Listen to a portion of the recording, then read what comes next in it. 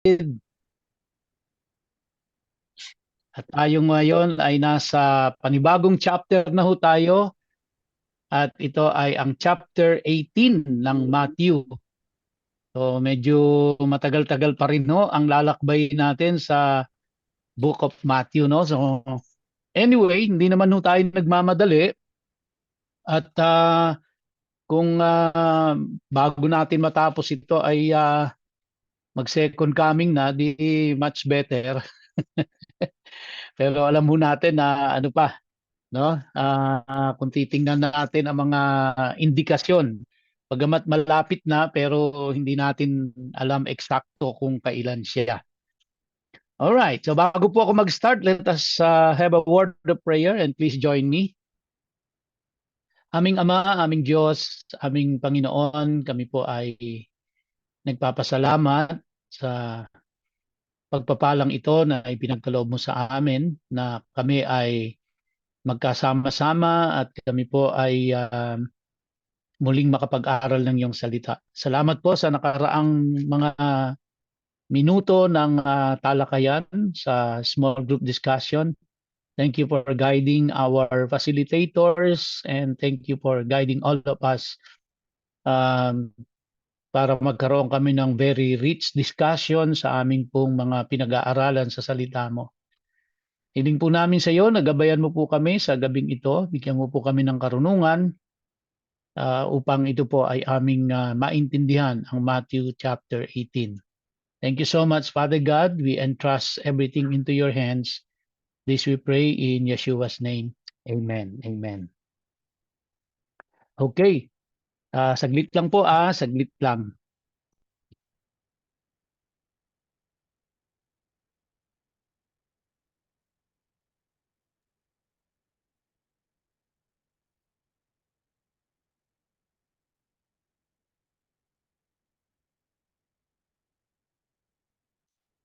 Ayan po. Medyo ni-request ko lang kay Sister Lily na dito na lang siya sa akin at nagdo-doble-doble ho yung nadidinig ko. Nadidisturb ako. Okay, so basahin nun natin Matthew chapter 18 part 1. Sabi po doon sa verse 1, at that moment the Talmidim or his disciples, so by this time siguro po familiar na kayo doon sa word na Talmidim, no? Yan po ay disciples and referring to the disciples of Jesus Christ, the 12 disciples. At that moment, the disciples or the Talmidim came to Yeshua and asked, who is the greatest in the kingdom of heaven? Now, ito pong tanong ng mga disciples na ito, bunga ito ng kanilang pagtatalo-talo. Nung sila po ay pabalik na, papunta na sila ng Capernaum, on their way, sila po ay nagkaroon ng pagtatalo. At ito po ang pinagtatalunan nila. Who is the greatest in the kingdom of heaven? So, clearly, ang tinatanong nila ito ay in reference sa kanila, no? Kasi alam naman nila kung sino ang greatest in the kingdom of heaven.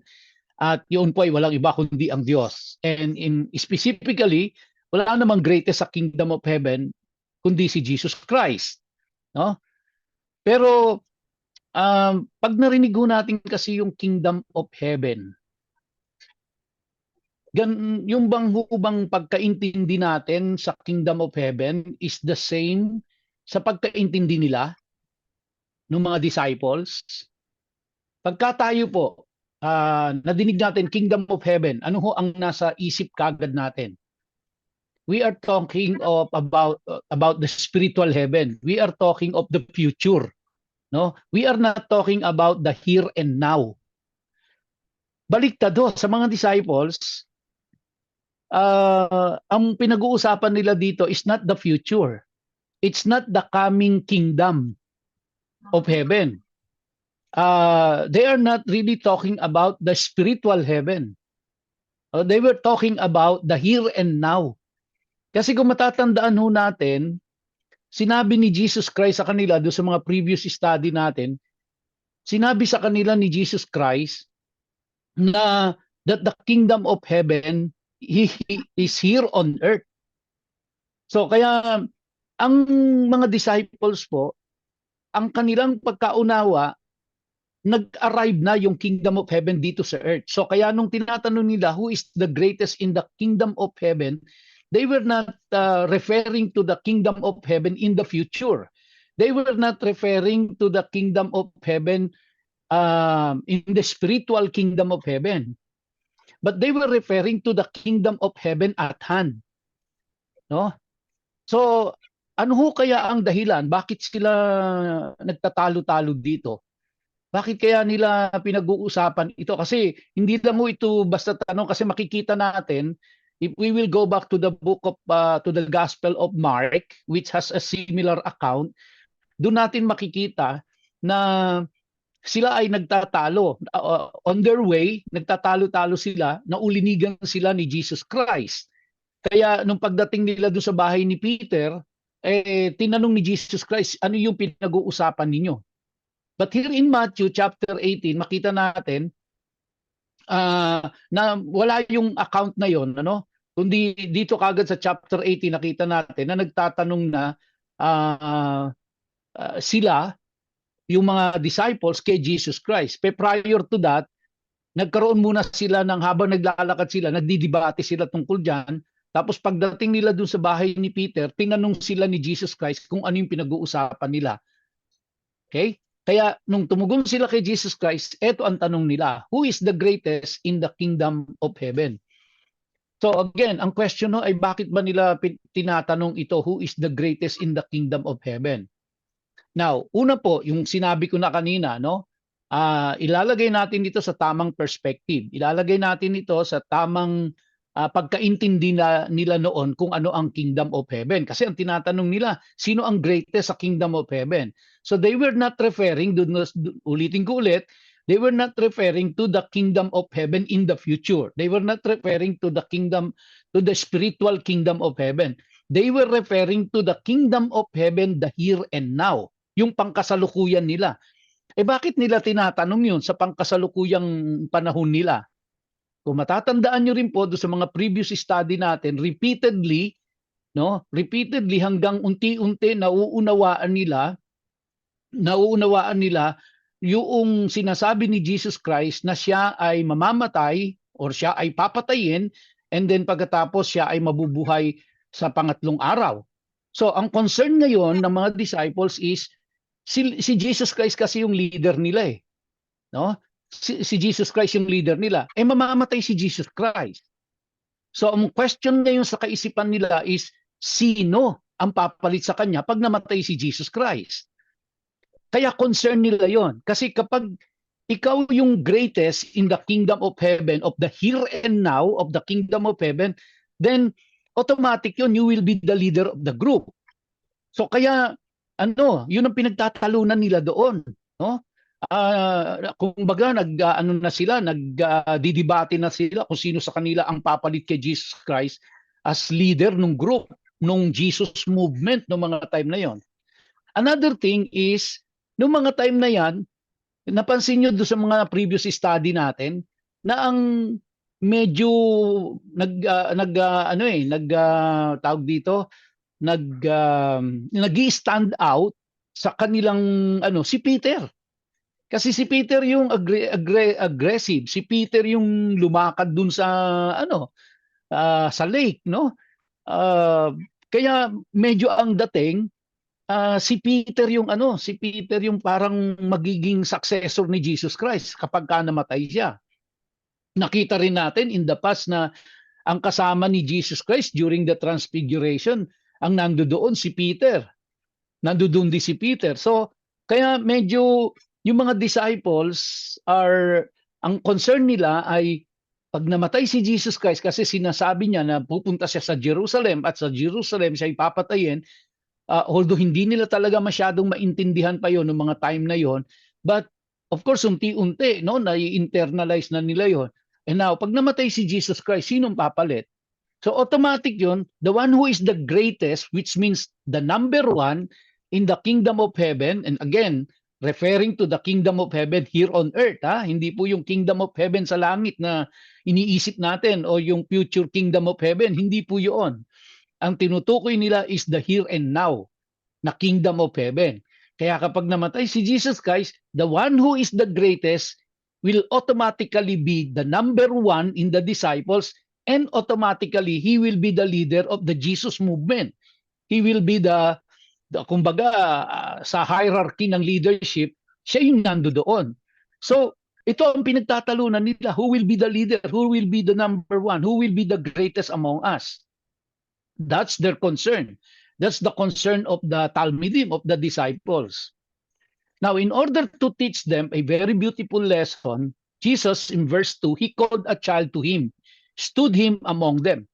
So dito ay makikita natin na kaya may bata doon because they were in the house of Peter.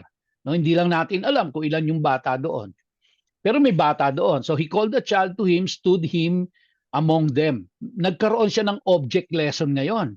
Yung child, no? Yun ang ginamit ni Jesus Christ as his object lesson para sagutin yung tanong nila, who is the greatest in the kingdom of heaven? Remember, ang mindset ng mga disciples, the one who is the greatest automatically is the number one. And the one who is number one, automatically he will be the leader of the Jesus movement during that time. He will be the leader of the 12 disciples, and he will be the leader of the Jesus movement at that time.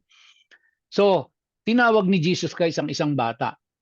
Now, mga kapatid, again, ang pinag-uusapan po natin dito is the first century Jews.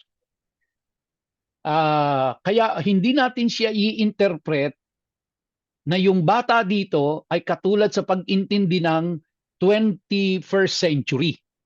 So malayong-malayo po yung first century na child sa 21st century na child. But ang approximation po dito, ang edad ng bata dito ay yung kinuha ni Jesus Christ na yon ay tinatayang isang toddler or nasa between daw po ng 2 to 3 years old. So may malay na, may ano na rin siya, may isip na rin siya.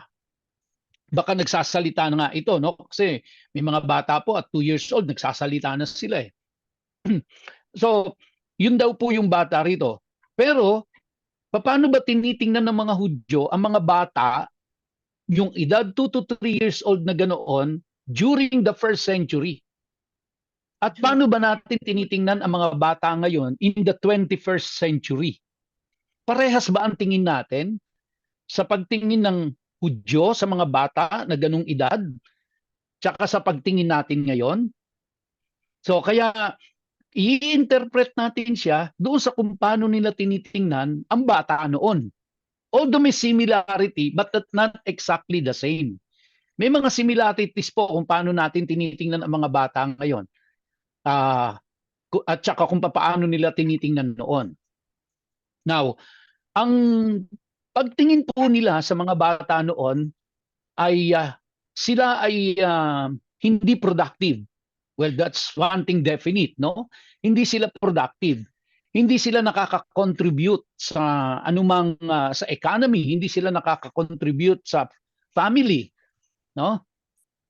And ang mga bata noon is talagang totally 100% totally dependent sa kanilang mga magulang, which is of course similar to us today. But the difference is, ang mga bata po ngayon, mga kapatid, especially in the 21st century and in the European countries and in the Western world, hindi mo pwedeng paluin, hindi mo pwedeng sigawan, hindi mo pwedeng pagalitan, no? Hindi mo pwedeng kantiin yan. Pwede kang idemanda niyan, lalo na kung may isip na yan. Pwede kang idemanda ng sarili mong anak at pwede kang makulong. No? At talagang ano po yan, ipoprovide mo ang lahat sa mga bata ngayon. Talagang ano sila protected sila ng law. No? Kaya meron tayong mga child abuse law. Now, in those times, sa panahon po nila, ay hindi ganun ang tingin nila sa mga bata noon, ng katulad kung paano tinatrato ngayon ang mga bata. So, but one thing is similar the children in the first century and the children in the 21st century, they are especially in that age bracket na mga 2 to 3 years old, they are totally dependent upon their parents. Kaya mapapansin natin, mga batang ganito, may mga bata na nasa edad na ganyan ay nag-i-start pa rin lang maglakad sila, no? Lalo yung ka 2 years old lang, 'di ba? Nangangabay pa 'yan, ginagamitan pa natin ng andador. Tapos pagka I can still remember when I saw Kaden first nag-walk, talagang sinasalo ko siyang ganyan, tapos lalakad siya kapiraso. 'Di ba napapansin natin sa mga bata na kapiraso habang lumalakad sila nakataas yung kamay, no? Hindi naman yung lakad na nagsuswing. Kundi pag tiningnan natin yung bata, nakataas yung dalawang kamay niya papunta sa iyo. Tapos nagmamadali siya makarating sa iyo kasi naghumihingi na siya ng help. Hindi ibig sabihin pagod siya, hindi ibig sabihin ay ayaw niya na maglakad, kundi it is an outward expression nung bata na he needs help, na he is completely dependent on you, na madadapa siya, matutumba siya pag hindi mo siya tinulungan, no? So kaya kapag sinalo mo siya, niyakap mo siya, he feels so much secured, no, and comfortable. Kaya makikita niyo ngumingiti yung bata at talagang natutuwa siya. So yun po yung isang characteristic na nung mga bata in the first century, which is similar to us today, no? So yung mga bata ngayon, ini-spoil natin eh. Lahat ng hilingin, lahat ng gusto binibigay natin. Ayaw nating umiyak, ayaw nating magagalit siya, kung ano hingin bigay tayo, di ba? Pangkaraniwan po ganoon, no? Kaya makikita nyo yung mga bata ngayon, may mga gadget na. No? May 2 years old ay may mga gadget na silang hawak. Hindi pa nga marunong magsalita, may gadget na. And in their time, totally different po talaga. Yung mga bata ngayon, ang ginagawa natin, kundi gadget, toys. Di ba? Toys ang binibigay natin. Maglalaro sila para malibang, para wag umiyak. No? Pagka medyo umiyak, susubuan natin ng pacifier. And, but in their time, hindi po ganyan. Sa panahon po nila, ang bata, pagtungtong ng 5 years old, tinuturuan na ng Torah. Ang layo natin, di ba?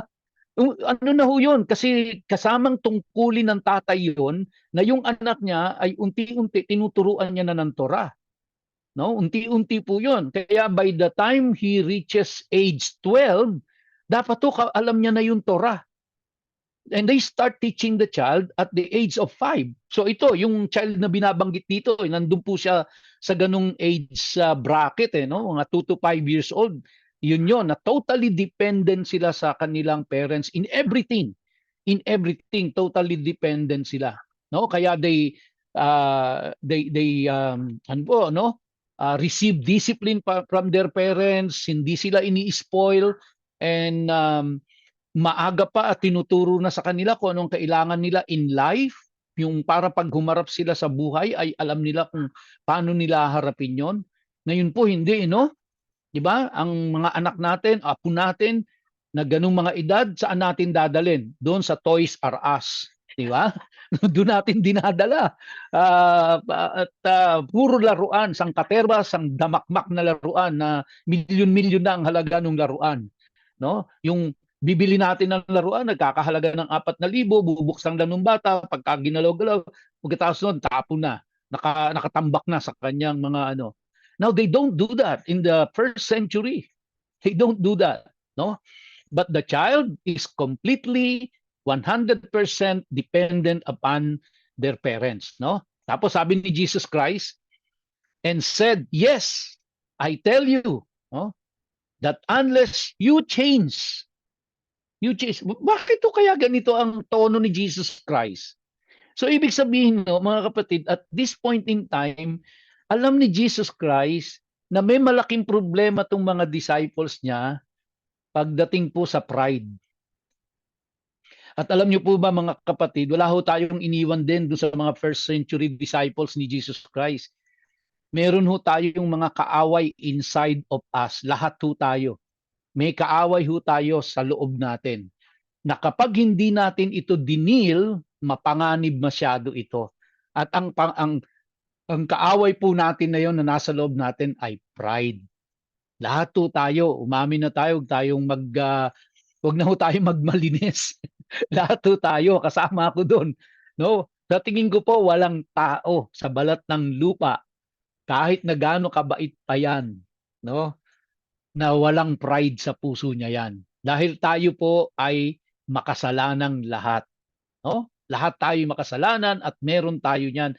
At yan po ay hindi natin kaibigan. Kaaway ho natin yung pride na yan. Kaya pag hindi ho natin dinilyan mga kapatid, ipapahamak tayo niyan, dadalin tayo sa hindi maganda niyan kapag hindi natin dinilyan. But we have to accept the reality that it is there. No? Kasi pag dinideny natin na wala, hindi natin ididil eh.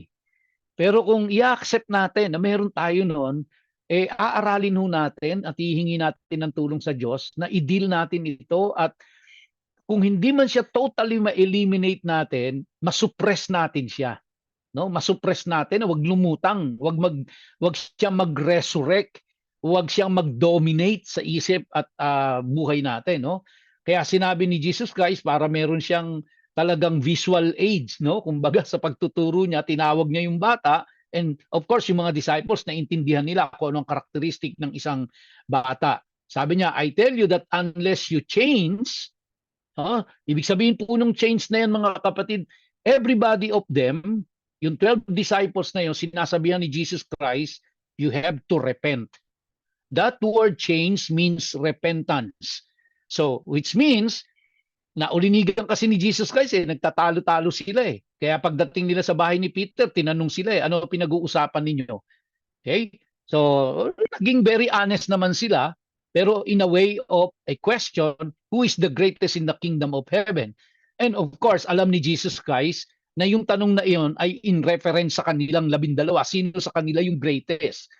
No? Kasi wala namang ibang greatest sa kingdom ng Diyos kundi ang Diyos eh. No? And on that particular time si Jesus Christ 'yon. Pero dahil mamamatay na si Jesus Christ nung na kanyang sinabi no, who among us now? So, sa kanila pong pagtatanong na 'yon mga kapatid, nandoon yung component ng kanilang pride, no? So, kaya sabi ni Jesus Christ sa kanila, I tell you that unless you change, unless you repent of that kind of thinking ninyo, no? And become like little children, you won't even enter the kingdom of heaven. Wow. Now, bakit ito ganon? Sabi, become like little children. Ibig sabihin ba maging childish sila? Of course not.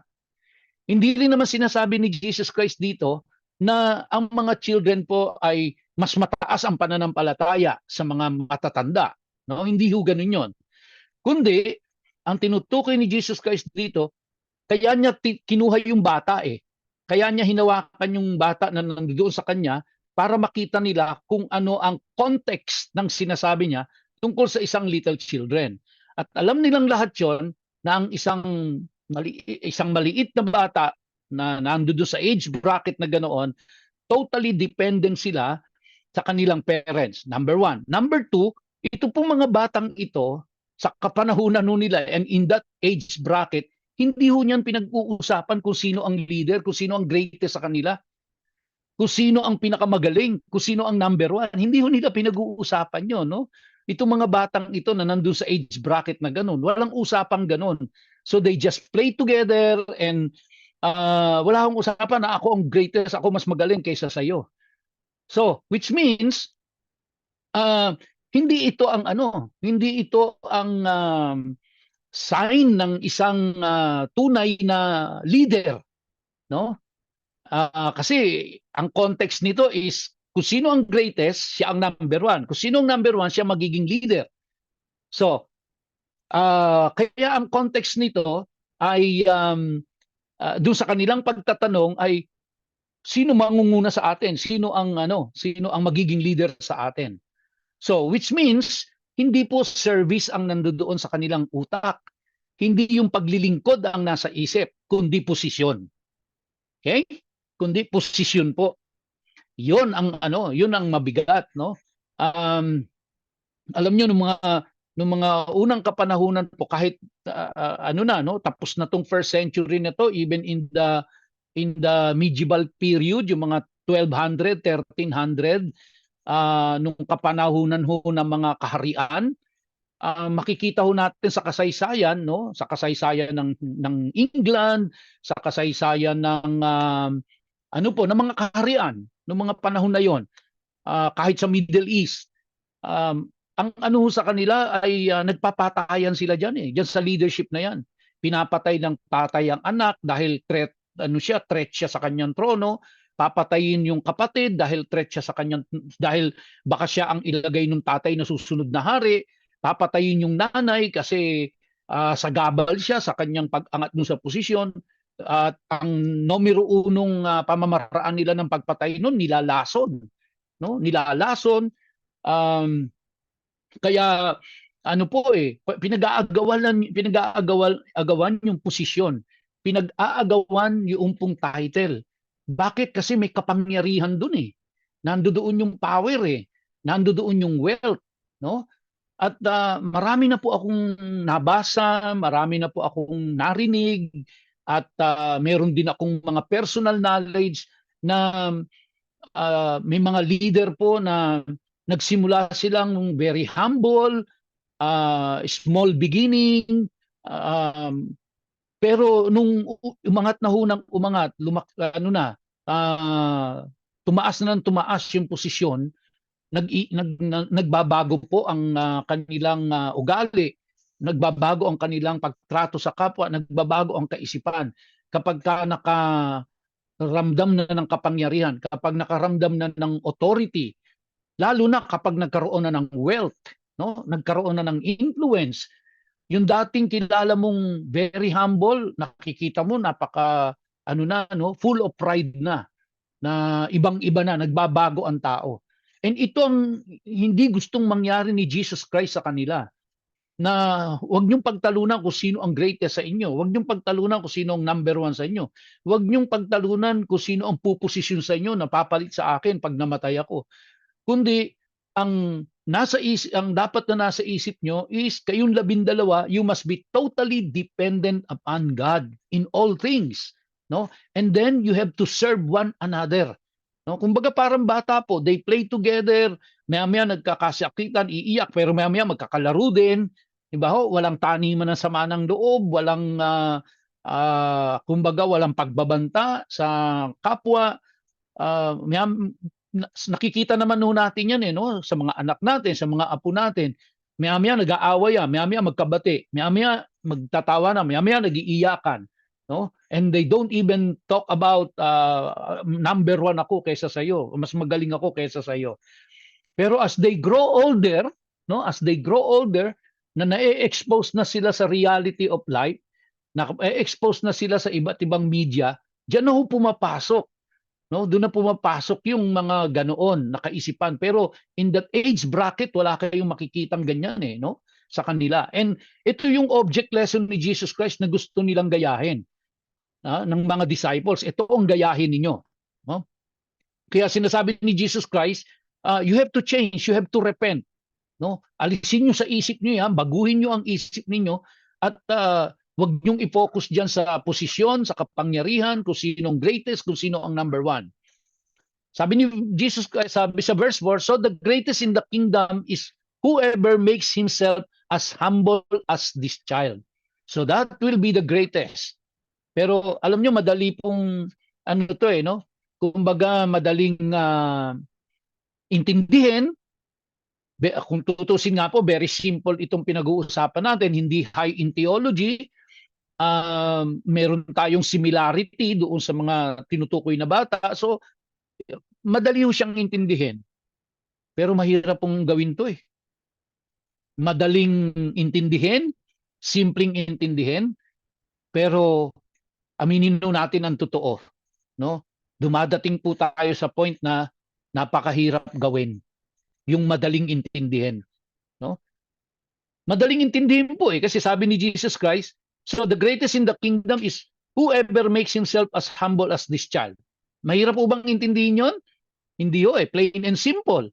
At meron din naman tayong similarity yung mga child natin ngayon sa child nila noon. Totally dependent upon God. Pero madali ho bang isagawa ito? Yung mag humble mag ano ka, mag pakumbaba ka? Madali ho bang isagawa yung pagiging humble? No, it takes a lot of effort. It takes a lot of determination para magawa mo 'yan. No? Minsan it will bring a lot of inconveniences on your part. Alam natin in theory yan eh, na yun ang dapat natin gawin, di ba? Para kung walang iniwan yan, alam natin dapat tayo ay nagpapatawad. Pero tanungin ko po kayo, no, lalo na sa sobrang nakasakit sa inyo, madali ba magpatawad? Di ba? Pero alam natin yun ang dapat nating gawin. Pero yung gagawin na yun, nag-i-struggle lahat tayo dyan. Di ba? So talagang may struggle eh. Dahil nandoon eh. May pride kasi tayo eh. May ego kasi tayo eh. Okay? So kaya sabi ni Jesus Christ sa kanila, whoever welcomes one such child in my name welcomes me. And whoever ensnares one of these little ones who trust me, it would be better for him to have a millstone hung around his neck and be drowned in the open sea. Now, mga kapatid, so Jesus Christ was telling them, of course, na sabi niya, whoever welcomes such child in my name welcomes me. So, using the child as an object lesson, Jesus Christ was basically telling them, you have to accept itong wisdom na ito na ibinibigay ko sa inyo. And when you take this wisdom na ibinibigay ko sa inyo, then you are of course accepting me. No? Now, another thing po, itong binanggit niya rito, the verse in verse 6, and whoever ensnares one of these little ones who trust me, it would be better for him to have a millstone hung around his neck and be drowned in the open sea. Why is this example po? So ang sinasabi ni Jesus Christ, itong mga batang ito, nasa age bracket na ganoon, wala pang kamuwang-muwang. At ito ay kay ikaw ang naging cause ng kumbaga na ma-stumble yan, no? Or yan ay maligaw, no? Mas mabuti pa na maglagay ka na lang ng millstone. Alam niyo po ba yung millstone? 'Di ba nung araw po nung sa mga matatanda yung ginagamit nilang gilingang bato? 'Di ba? Nakikita ko yan sa lola ko noon eh, yung pinanggigiling ng galapong nung ano po, nung malagkit, ilalagay dun sa dalawang batong magkapatong tapos ginigiling 'yon. Yun po yung millstone eh, no? Yung mabigat na bato na 'yon, isabit mo sa leg mo at tumalong ka sa dagat. So, mas mabuti pa 'yon. So, here, number 1, binibigyan ng emphasis ng Diyos dito na mas mahalaga ang spiritual kaysa sa physical. Okay? Number 2, now, hindi dapat tayo na matatanda ang maging dahilan ng pagka-stumble ng mga bata. Now, ilagay po natin sa context ng mga bagong born again, mga bagong mananampalataya. Tayo po na matatanda na sa pananampalataya, dapat hindi po tayo katitisuran ng mga bata na magre-resulta ng kanilang pagtalikod sa kanilang pananampalataya. Kapag ka po yun ang ginawa natin, mabuti pa daw na maglagay tayo ng batong gilingan sa ating pong leeg at tumalon tayo sa dagat. Bakit naman sa dagat? No? Bakit ito sa dagat? Kasi po, again, pupunta tayo dun sa context po nito. Kasi sa kaisipan ng mga Hudyo, that's the worst punishment that you can get. Why? Kasi po, ang paniwala nila noon, ang kanilang understanding ng mga Hudyo, ng mga first century, ang ilalim ng dagat po ay merong evil spirit. No? May paniwala po sila na kapag ka biglang umaalo ng malakas at bigla na lang pong mabubulabog ang dagat, may paniwala po silang may evil spirit sa ilalim na bumubulabog nun. Oh, again, that's superstitious. Alam natin hindi totoo yun. Pero yun po yung kanilang kaisipan nila noong mga panahon na yon. That is what they believe during that time. Kaya ang ibig sabihin nito, kapag ikaw ay naging dahilan at ng kumbaga po pagtalikod ng isang bagong mananampalataya sa Panginoon dahil sa iyo na-offend sa iyo o kaya natisod sa iyo, mabuti pang mapunta ka doon sa lugar ng mga no? Sa lugar ng evil spirit. No? So napakabigat. Napakabigat po nito mga kapatid. Hindi natin pwedeng ipagsawalang bahala ito na ano ba kung matisod sa akin yan? Ano ba kung ma-offend sa akin yan? Natatandaan niyo po yung usapan natin nung nakaraan na ayaw nga ni Jesus Christ ma-offend yung mga yung mga leader doon sa simbahan, no? Kaya nagbayad siya ng tax Okay? But again, God has given us the wisdom, no? Don't take it point blank and wag nating masyadong tingnang napaka-dogmatic nung na yon, nung sinabi ni Jesus Christ na yon. We have to use wisdom also. If there is a need to rebuke, then we have to rebuke. Kung ma-open siya dun sa pag-rebuke natin, then so be it. Kasi si Jesus Christ din ginawa po niya yun di ba? Pero in the right context of it.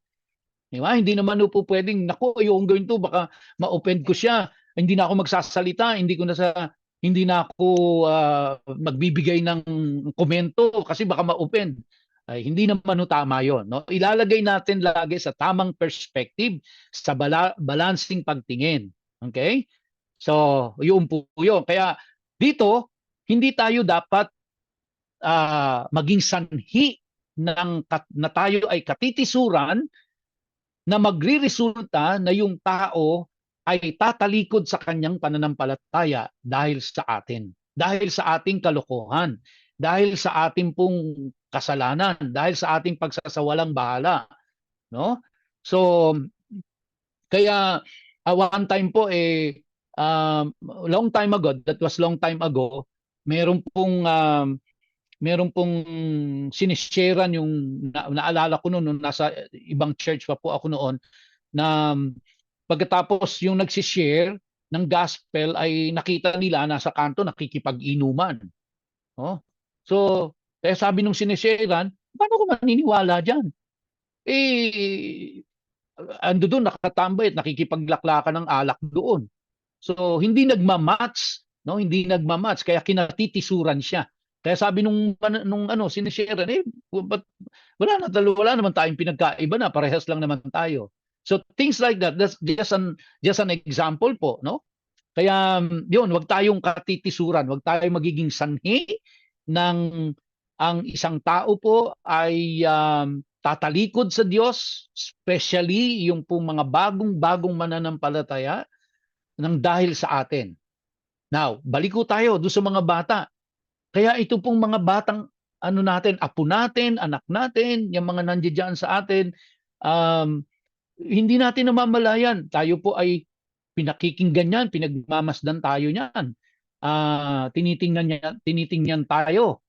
Ginagawa tayong role model ng mga yan. Kaya kung itong mga batang ito, no, kaya yung pong katulad nung ginawa ni Pastor Ed no, sa kanyang apo, ay napakagandang halimbawa po noon di ba?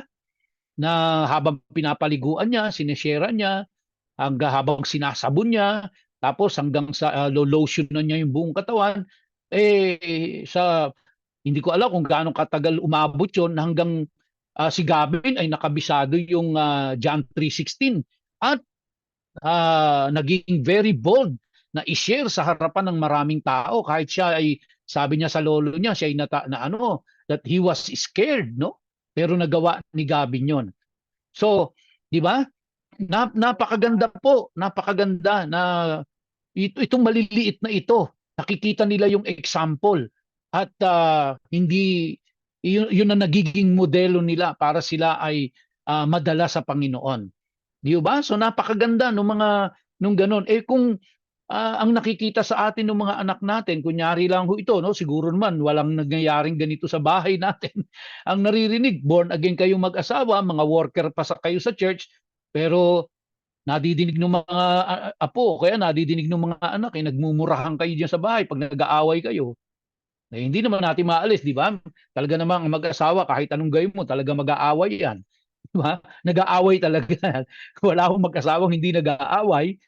Alam natin lahat yan. Pero wag nating hayaan na yun ay maging katitisuran, lalo na ng mga batang ito, no? Na lalo na kung ganyan po na nagbigay na naghayag na ng kanilang pananampalataya sa Diyos, naniniwala na sila sa Diyos, batang-bata pa, tapos kakikitaan tayo ng hindi maganda, di ba? So kaya po na ikakatisod nila at ikakatalikod nila sa ano ng Diyos, di ba? So, yun po yung sinasabi ng Panginoon dito. What an object lesson, di ba? Isang bata na itinuro sa kanila. Sabi po sa verse 7, woe to the world because of snares, for there must be snares, but woe to the person who sets the snare. Okay. So, babalikan nun natin ito mga kapatid sa susunod na Biyernes. My time is up. At tatalakayin po natin itong mga remaining verses na ito sa susunod po nating pagkikita. So I hope, I believe na we have learned something sa simple lesson object na ito na ibinigay sa ating lahat ng Panginoong Diyos. Amen? Amen. So tayo po ay magsasara sa panalangin.